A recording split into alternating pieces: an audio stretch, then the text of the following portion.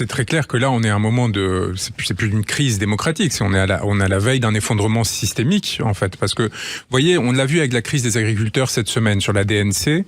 En réalité, on avait un gouvernement qui était complètement tenu par ses engagements européens sur la classification de la maladie, sur le fait que s'il y avait une vaccination générale, tout de suite, ça rendait le cheptel non indemne et donc ça lui fermait la porte aux exportations. Bref, toute une série de règles sur lesquelles ils ne peuvent rien faire. Et donc, eux, ils aiment bien donner l'impression qu'ils ont le pouvoir aujourd'hui. Donc, ils font mine de pouvoir faire des choses, mais de décider de ne pas les faire ou l'inverse.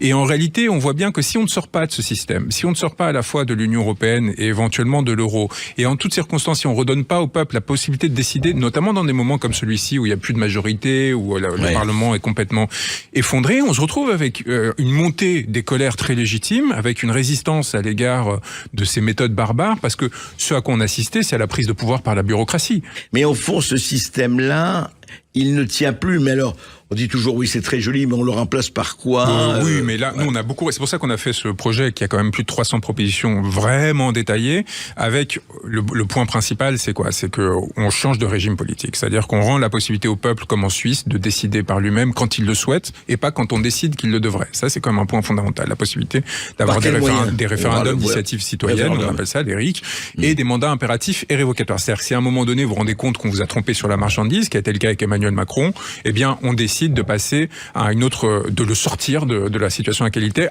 en amont du délai qui avait été fixé par le système électoral classique.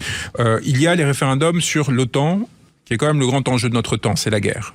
D'accord ? Parce qu'on a des dirigeants qui veulent nous amener à la guerre et qui, pour des raisons qui leur appartiennent, peut-être, on peut spéculer, parce qu'ils n'ont pas de légitimité démocratique, s'expliquerait pourquoi Macron s'est allié au chef d'État allemand, enfin au chef de gouvernement allemand et anglais, qui sont les trois dirigeants les plus fragiles en Europe, pour essayer de continuer une guerre que tout le monde souhaite arrêter.